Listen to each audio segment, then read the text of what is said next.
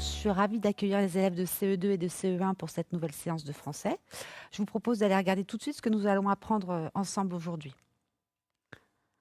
Alors, comme vous pouvez le constater, nous allons continuer notre travail sur le passé composé. Notre séance va s'organiser en 3 temps. Nous allons lire de nouveau un texte, apprendre à le comprendre, à nous questionner. Ensuite, en conjugaison, nous allons continuer à découvrir comment se conjuguent les verbes au passé composé. Et ensuite, nous allons en orthographe continuer à apprendre à écrire sans faire d'erreur. Je vous propose de prendre votre cahier et votre crayon pour que nous puissions commencer. Donc voici le texte que je vous propose aujourd'hui. Donc c'est un extrait de La sorcière du placard au balai, qui est un conte issu du recueil qui s'intitule Les contes de la rue Broca et qui a été écrit par Pierre Gripari. Alors je vais vous laisser 1 minute pour pouvoir lire ce texte et pour vous accompagner dans votre lecture, je vais vous poser une question.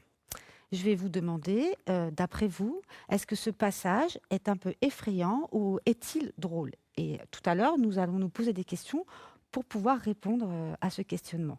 Je vous laisse 1 minute.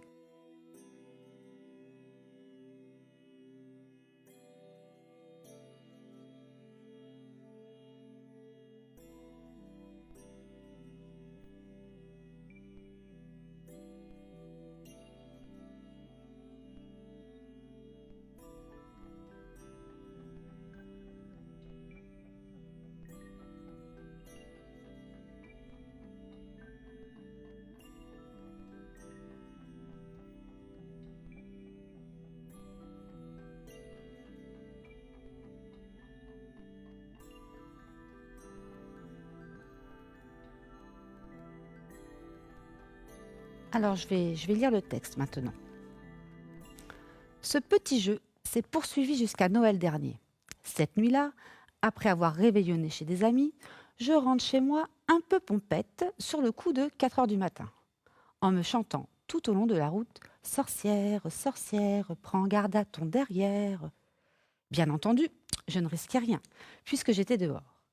J'arrive dans la grande rue. « Sorcière, sorcière ».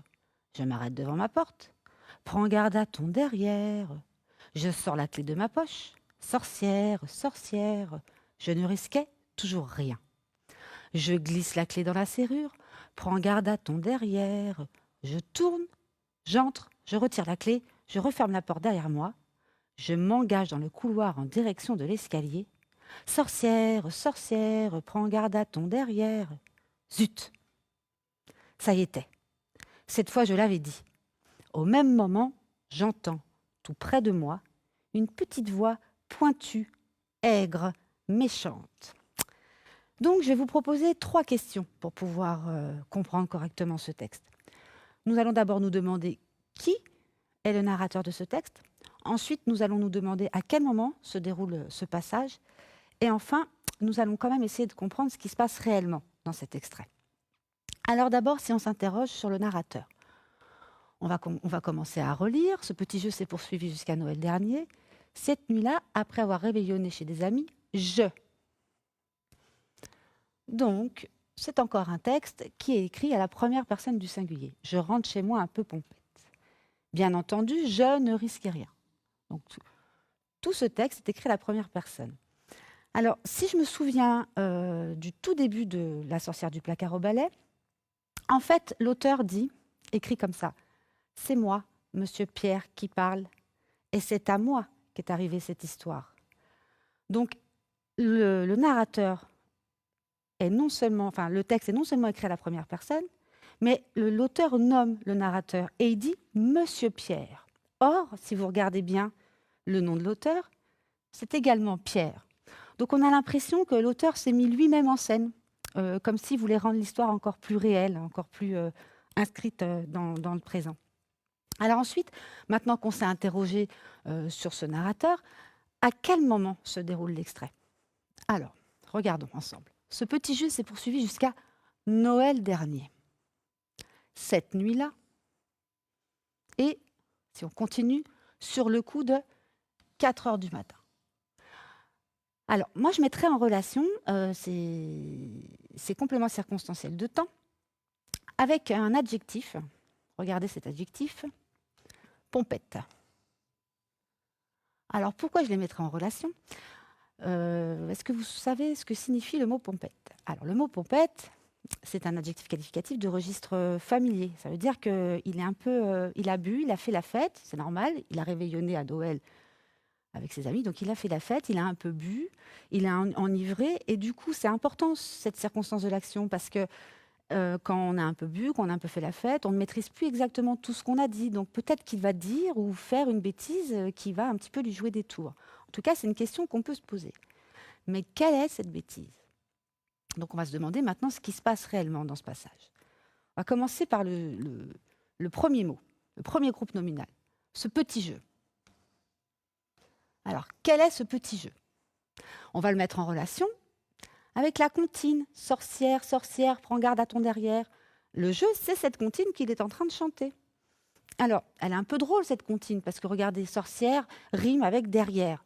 Donc, on voit bien que c'est un peu rigolo. Puis par ailleurs, vous vous rappelez, on a travaillé sur les types de phrases. Prends garde à ton derrière, c'est une phrase impérative, un peu menaçante, mais un peu drôle. Les enfants pourraient chanter cette petite comptine, cette chansonnette.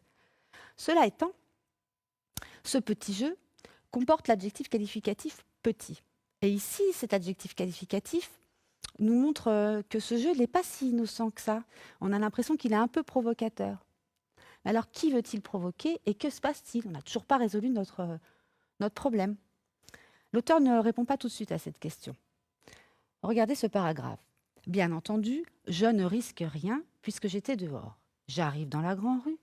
Je m'arrête devant ma porte. Donc on a l'impression que pour l'instant, l'auteur crée une espèce d'effet de suspense, de mystère. On a l'impression que toutes les actions sont au ralenti. Je ne risquais rien. Je m'arrête devant ma porte.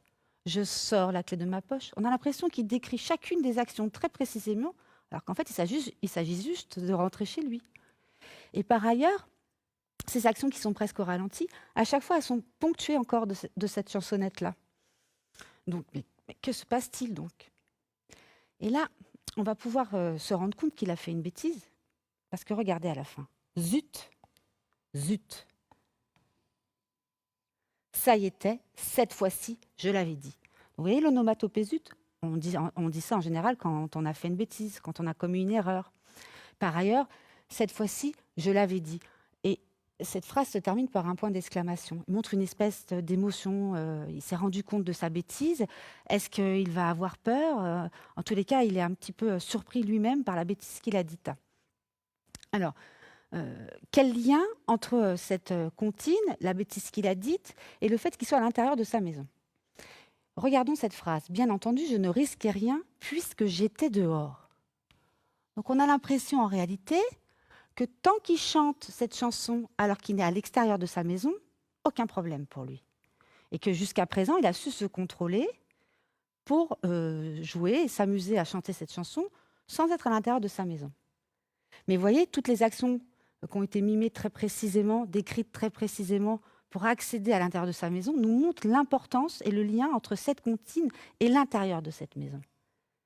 Et donc, cette comptine a l'air un peu spéciale, peut-être même est-elle un peu magique. Parce que se passe-t-il une fois qu'il a dit, qu'il a prononcé en entier cette comptine à l'intérieur de la maison? Au même moment, j'entends, tout près de moi, une petite voix pointue, aigre, méchante. Alors, qui apparaît? Qui est cette voix? Si on se réfère au titre du conte, La sorcière du placard au balai, si on se réfère à la comptine et à la menace sous-jacente de cette comptine, on peut se dire que c'est donc cette sorcière qui apparaît. On va vérifier l'information. Je lis. Ah vraiment? Et pourquoi est-ce que je dois prendre garde à mon derrière? C'était elle. Donc là, on a déjà la réponse, puisqu'elle répond à la comptine. Pourquoi est-ce que je dois prendre garde à mon derrière? Ensuite, c'était elle, comme une révélation. La porte du placard était ouverte, elle était campée dans l'ouverture, le poing droit sur la hanche, un de mes balais dans la main gauche.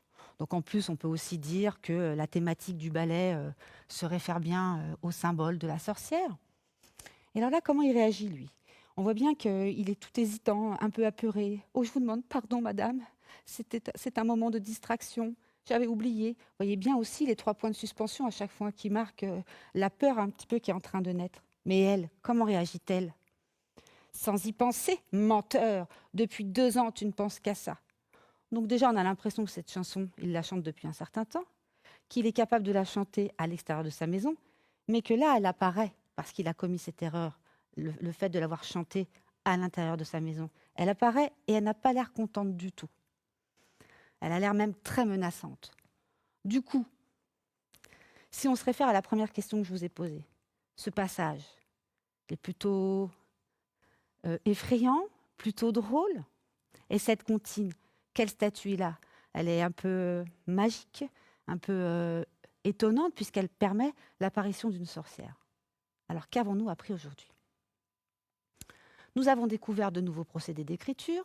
L'auteur peut se mettre en scène lui-même en jouant le rôle du narrateur.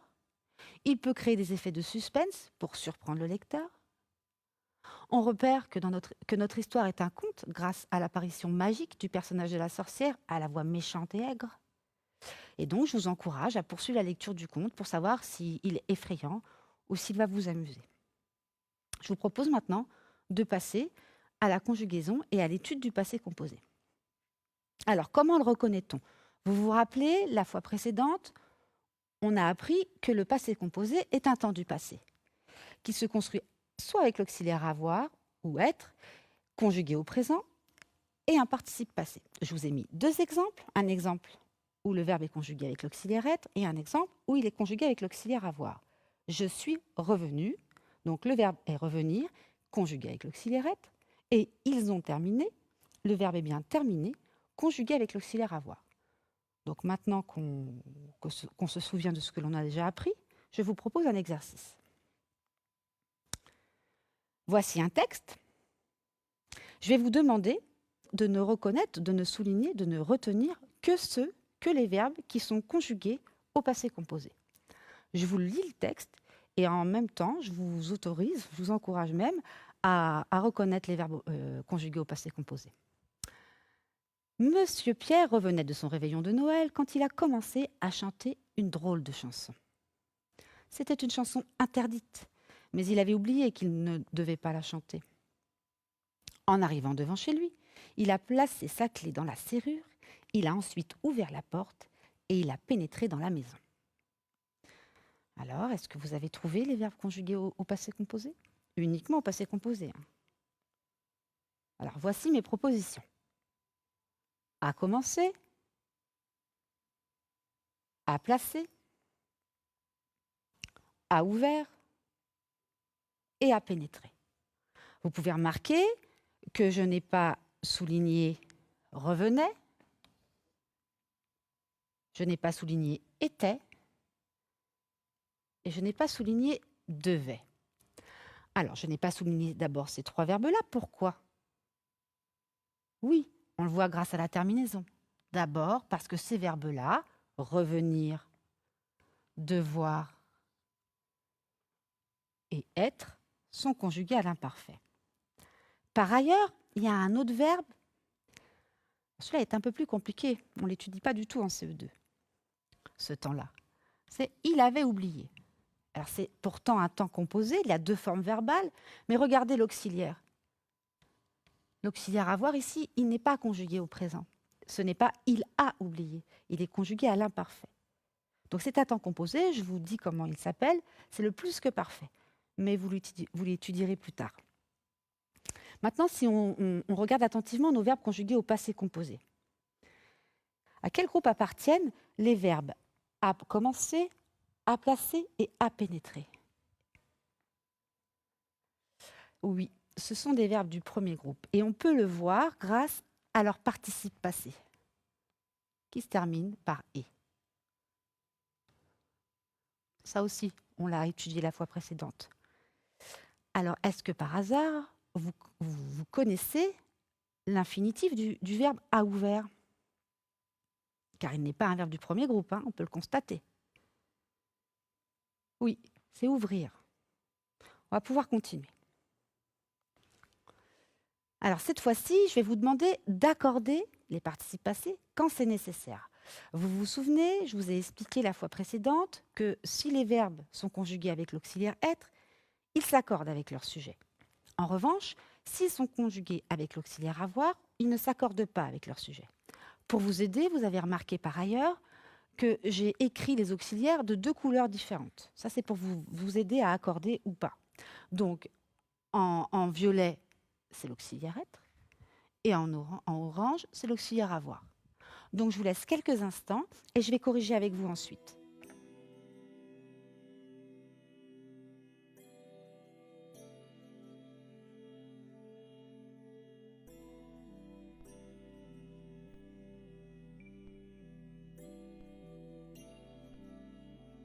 On y va? Alors, elle est née à Rennes, en Bretagne. Donc, le verbe est conjugué avec l'auxiliaire être, c'est le verbe naître. Hein. Et alors, le sujet. Oui, le sujet, c'est elle. Le verbe est conjugué avec l'auxiliaire être et le sujet est elle, donc au féminin. C'est un sujet féminin, troisième personne du singulier féminin. Cela implique que l'on va accorder notre participe passé et qu'on va rajouter un E. Ils n'ont pas souhaité revenir te voir. Alors, on voit que le verbe souhaiter est conjugué avec l'auxiliaire avoir et que par ailleurs, le sujet, oui, le sujet, c'est il. Alors, qu'allons-nous faire? Normalement, c'est un sujet à troisième personne du pluriel, mais le participe passé se conjugue avec l'auxiliaire avoir. Donc, on ne met pas de terminaison supplémentaire. On continue. Quand as-tu rencontré cette personne? Alors, il est où le sujet? Oui, le sujet inversé, on a déjà vu, c'est tu. Et ensuite, notre verbe, c'est rencontrer, conjugué au passé composé, avec l'auxiliaire avoir. On a de toute façon le sujet est singulier, et même si tu étais une fille, étant donné que c'est avec l'auxiliaire avoir, on n'accorde pas avec le sujet. Ils sont tombés alors qu'ils jouaient à chat dans la cour. Donc là, c'est le verbe tomber, conjugué avec l'auxiliaire être, et le sujet, c'est il. Masculin pluriel. Étant donné que l'auxiliaire est le verbe être, qu'allons-nous faire? Oui, nous allons rajouter un S. Ensuite, pour terminer, Christine et moi sommes allés voir ce merveilleux concert. Alors, c'est l'auxiliaire et le verbe être. Donc, le verbe aller est conjugué avec l'auxiliaire être. Et le sujet, oui, le sujet, c'est Christine et moi.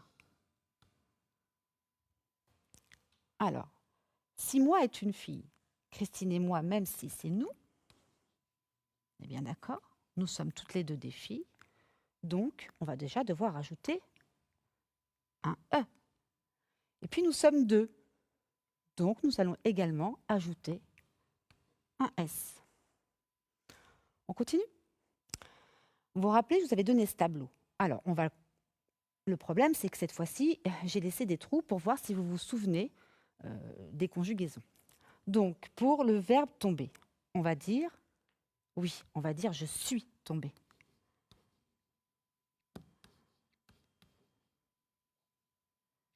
Et on met un E entre parenthèses, car si je est une fille, il faut accorder. Ensuite, tu es tombé, il est tombé, elle est tombée. Et on va également rajouter un E. Ensuite, nous sommes tombés, vous êtes tombés.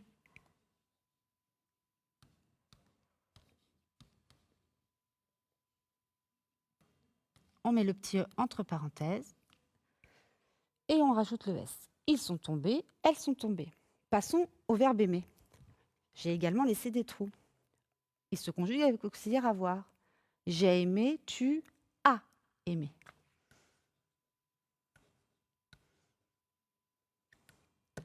Il ou elle a aimé. Nous avons aimé, vous avez aimé, il ou elle ont aimé. ONT.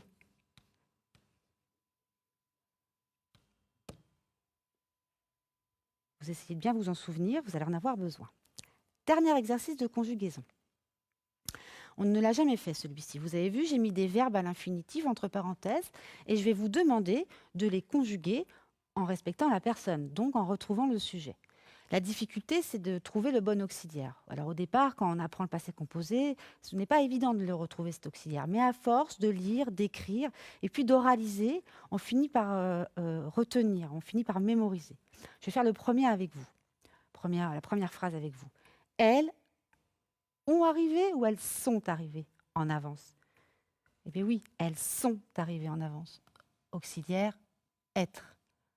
Si mon sujet est à la troisième personne du pluriel, je vais devoir accorder mon participe passé. Donc, et enfin, s. Je vous laisse quelques instants pour faire les 3 autres phrases.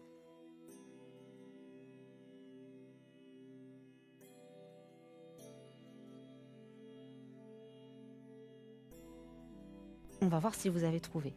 Tu parlais avec Camille. Tu, rappelez-vous aimer? Oui, tu as parlé. Auxiliaire avoir, on laisse juste le et. Manger aussi se conjugue comme le verbe aimer qu'on a vu tout à l'heure. Donc là, il y a une inversion du sujet, donc il y aura l'auxiliaire d'abord et le participe passé après. En sachant que le sujet est vous. Avez-vous mangé cette part de tarte? Je mets une majuscule car c'est le premier mot de ma phrase. Et enfin, François et Amélie sont entrés dans cette pièce sombre. Sont entrés. Et là, on met un et un s parce qu'on peut remplacer par il au pluriel. On va passer à l'orthographe. Voici un texte que nous allons apprendre à écrire tranquillement. Mais pour pouvoir apprendre à l'écrire, on va d'abord l'analyser. Donc là, je vais vous demander, s'il vous plaît, de chercher tous les sujets et tous les verbes. Donc vous allez souligner les sujets et encadrer les verbes. Et vous en profiterez pour mémoriser leur orthographe. Je vous laisse quelques instants et après, je prendrai la correction.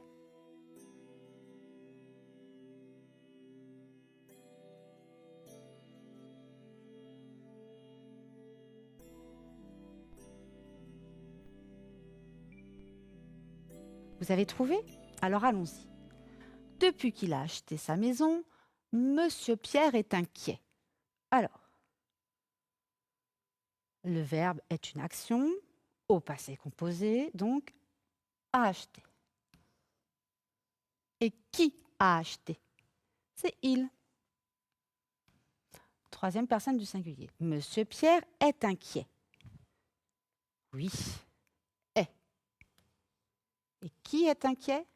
Monsieur Pierre. Il vit dans une maison hantée. Oui, vit. C'est le verbe vivre. Et le sujet, il.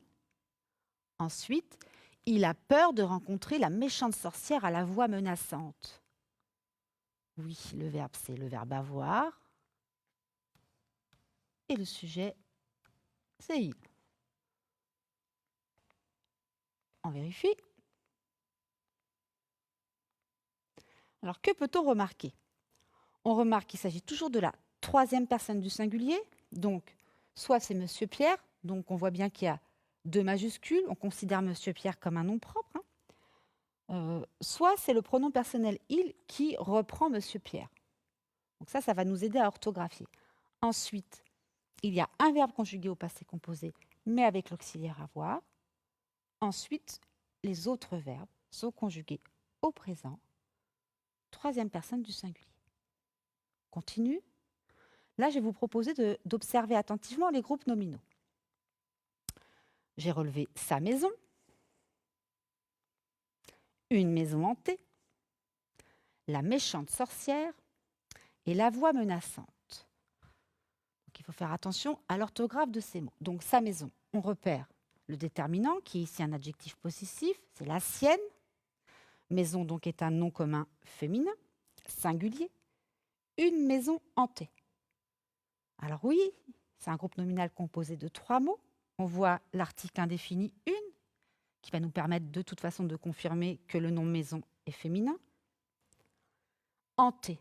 Alors on voit attention à cet adjectif qualificatif et spécifiquement au H que l'on n'entend pas. Ensuite, pourquoi et E? Oui, on n'oublie pas que l'adjectif s'accorde en genre et en nombre avec le nom auquel il se rapporte. Donc le E marque le féminin. Et c'est la même chose pour la méchante sorcière. Donc ici, c'est l'article défini, féminin, singulier. Le nom commun, c'est sorcière. Attention à l'accent grave, c'est important. Et donc sorcière a un adjectif qui le qualifie, qui est l'adjectif méchante. Attention à l'accent aigu et puis surtout à la terminaison de méchante. Ça termine par un E car il s'accorde avec sorcière. Et enfin la voix menaçante. Attention au mot voix qui prend donc un X, d'accord? La voix qu'on entend. Et attention à l'adjectif menaçante, notamment à la cédille. D'accord? Et surtout, il s'accorde encore en genre et en nombre avec le nom, donc il est féminin singulier. Je voudrais insister sur un dernier mot, qui est l'adjectif qualificatif inquiet. Il n'est pas très difficile à écrire. Hein? Attention à sa terminaison, ET, mais qu'on prononce est, un peu comme un gringalet. Et donc, il se construit avec ce préfixe qu'on avait déjà vu quand on avait travaillé sur les adjectifs qualificatifs, qui marque une opposition, hein, qui marque le contraire.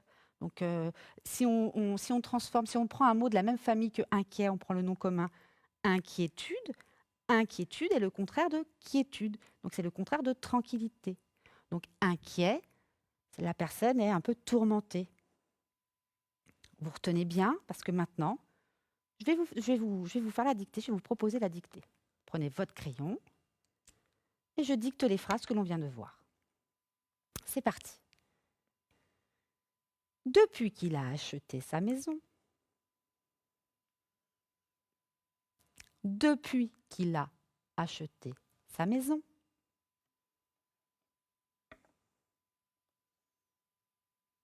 virgule,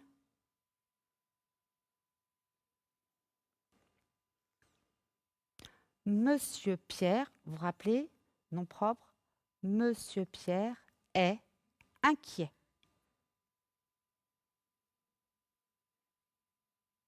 Point. On a vu comment s'orthographiait l'adjectif inquiet. Je reprends. Depuis qu'il a acheté sa maison, a acheté, le verbe est au passé composé, virgule, Monsieur Pierre est inquiet. Point.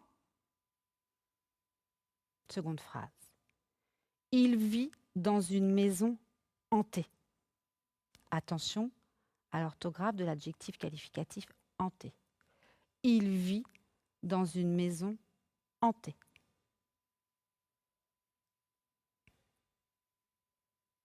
Point. Il a peur de rencontrer la méchante sorcière. Il a peur. Il a peur de rencontrer.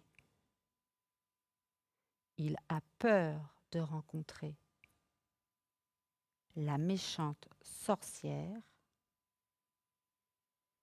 La méchante sorcière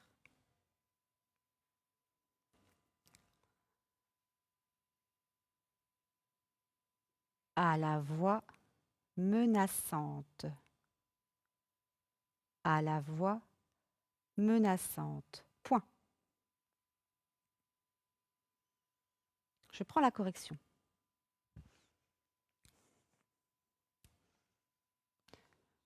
Depuis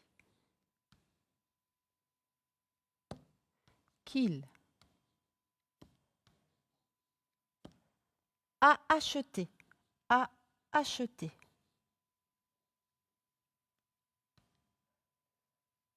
sa maison,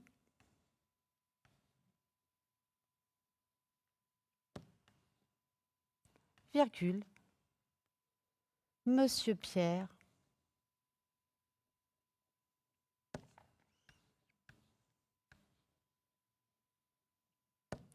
est inquiet.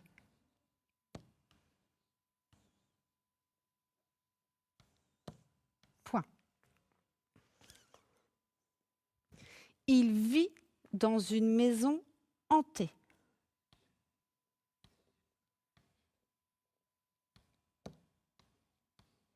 Il vit dans une maison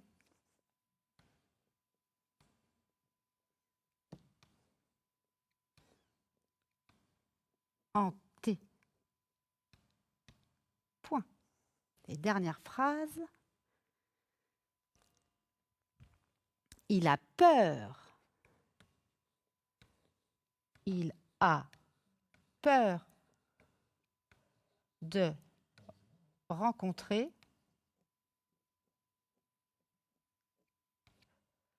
la méchante sorcière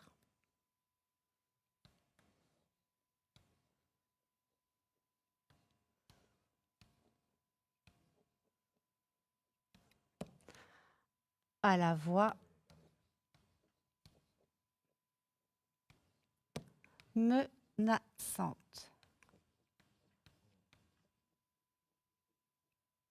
Voilà. Nous avons terminé pour aujourd'hui. Vous verrez juste dans la feuille prolongement les 2 verbes à conjuguer. Et je vous remercie pour cette séance et je vous félicite. À très bientôt.